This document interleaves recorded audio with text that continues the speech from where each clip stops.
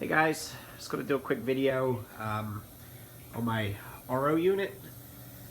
This is the BRS 4-stage RO system, and it's time to change the filters on this guy because I noticed my TDS meter, I don't know if you can see it, the lighting's not so good down here, but it's reading at 2, and that needs to be 0. Recently, my DI resin, which is here in this last stage, it's just been burning through there pretty fast. Every 2 months, month and a half, 2 months, I've been changing that out, which is way too often, I think. So I think it's time to change all the filters. So I went ahead and ordered the replacement kit from BRS. So I got a new sediment filter, carbon block, and some new DI resin. And I'm also going to replace the membrane, which is this one up here, which I've never replaced since I had this, and it's probably 2 years old. So I'm going to go ahead and do that.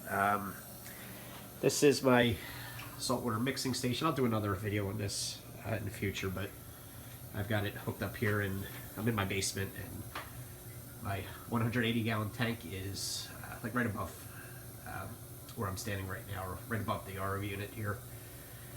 So make my RO water into the top, goes down here to mix it, and I can pump it back upstairs. So I'll do a video on that again, but here I just wanted to focus on the 4-stage unit. So I'm getting 2 total TDS coming out. I don't know what I got coming in. That's a 6, that's really low, but 6 going in, but I always look at what's coming out, and that needs to be 0. So I'm gonna go ahead and replace all these and see how it works for me.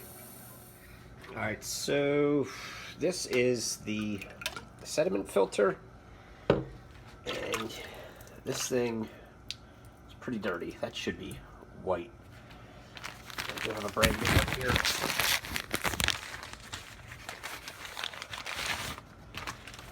Which you can see, yeah. That's what a new filter looks like. That's what an old filter looks like, so definitely needed to change that. So I'm going to go ahead and install that now. Pretty simple, really. Just take the canister off, put the new filter in, and just go screw it back on. So I'm going to do that now. Alright, so I've got the sediment filter in place. I'm going to go ahead and replace the carbon block. Can't really see anything with this between the old one and the new one, but since I'm changing everything else out, I'm going to go ahead and replace this one as well. So, just give me a minute. I gotta use 2 hands for this. Alright, so the last one, well, not the last one, I still need to do my the membrane. So, lower membrane needs to be replaced. I've never done that before. So, it'll be interesting to see how that goes in. But the one you will be changing most often is your DI resin. And this is the BRS color changing resin. And it's this canister is shot. I mean, it's all brown. This should be blue. When it's blue, it means it's still charged and activated. And as you watch it slowly from the bottom up, it starts to turn brown. You know it's getting close to time to change it out. The real way to tell is with that TDS meter over here. You watch this. When that goes from reading 0 to anything but 0, you know it's time to do some maintenance on your filters. Most likely it's your resin that's worn out. For me, it used to last months, and then then it was going like 3 months, 2 months, and then it was like a month and a half or something. So it was starting to wear out way too fast, and I'm hoping that changing out my filters and everything will prevent that from happening. One thing I will say, to a little tip. So when you do get your new, this is, I don't know how much this is, like $10 or something on BRS. Or maybe $12, I forget. It comes in this nice sealed foil bag. There's always a little bit more in here than you actually need to put in there. So instead of throwing this out, hang on to whatever's extra. And eventually, I mean, this is the extras that I've been, each time I fill it up, there's always a little bit extra. And at this point, I've got a half of a bag, maybe 3/4 of a bag right here.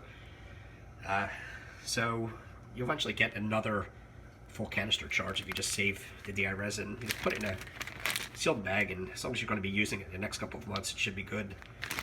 So I just want to fill it up with this first, and then take whatever I need out of there. And then between the two of these, this is probably maybe 2 charges worth, I don't know. But I'm going to go ahead and do that now. This is the most time-consuming and annoying part. It's hard to do this with one hand, but this top screws off. I'll show it to you once I get it off. And these are basically just little tiny pellets. You need to fill it back up, pack them in there, tighten it all back up, and you're good to go. So I'm going to go ahead and do that now. Put the camera down. I'll show you a closer look here. It's just like little tiny pellets. This is the most messy part of it because these things can get everywhere. So I need to take all this out and replace it with the fresh blue ones. Do this in a place where you're not going to get in trouble for spilling these things because they do tend to get everywhere, so let's be mindful of that. Alright, so I just dumped the first bag that I had in there, and that was the extra that I'd been saving, and as you can see, it's nearly filled this whole one up, so I'm only going to have to use a little bit out of the new bag. Top this off. You want to pack this in pretty tight, as tight as you can, so once I get it filled up, I'm going to tamp it down, seal it up, and be good to go. Alright, so I've got my filter all packed up here. The one thing to notice is there is some wording on here. It says, this end towards the cap. This filter's got 2 different ends. All the other ones, it doesn't matter which way they go in, but this one, this is the top, so when you put it back in, it goes there. So I'm going to put this back on there and get to the RO membrane. Okay, I got the cap off the RO unit. This filter is just in there with the caps on top. Pull this out and replace it with my new one, and I should be good to go. I'm going to go ahead and take care of that now, if I could focus. Alright, you get the idea. Okay, so I got all my filters in place.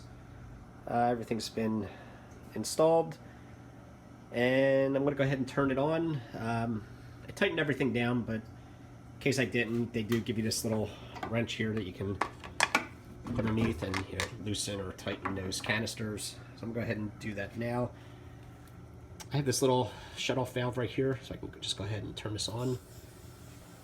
And it's applying water back into my system. And I also have a booster pump because I'm in an old house and my water pressure is not the greatest. So I'll go ahead and turn that on as well. And as this fills up, you can see water level rising in there. And it'll start flowing into the rest of the canisters. Then the pressure should start building up once all these are filled up. So, and yeah, after all this is done, I should be getting 0 TDS coming out of here. So I'm going to let this run for a couple minutes and then show you what the meter says. Alright, so we're just about there. It's been a couple minutes. The water's filled up through all the canisters. It's making its way into this last one up through the resin. Pressure has increased up to, I don't know, 90 psi or so. And as it's going through there, let's see, TDS is reading at, if I can get into the light somehow, I should be able to make that. Well, if you can't read it, it says 0. It's really poor lighting down here. So yeah, it looks like things are working. And just as another thing, there's a flush valve here. So I'm going to go ahead and just open this. And what that's doing is back flushing. If there's anything in the system, it's just going to end up out there in the sink. Oh yeah, how I have this set up. So the blue line is the cold water coming in. Or no, sorry, it's not. The red line is the water coming in. Cold water just tapping into one of my pipes up there. Comes on down into the RO unit. And from here, the blue line makes its way out of here into my fresh water barrel. That's my RO unit, or RO water up there. And then the black line is the wastewater, which comes out and also snakes up around, and eventually, you see it coming down that pipe, ends up in the sink. I don't think there's much else to say right now. I think that's good to go. I'm gonna go ahead and start making some water because my container was starting to get a bit low. I didn't want to make it until I changed the filters. So I went ahead and closed that valve. You can see the pressure's building back up. That's going to start making some water for me. And there should be the wastewater coming out here. And it is. Alright, don't have much else to say here. It's probably a long video for not a whole lot of content, but thanks for watching.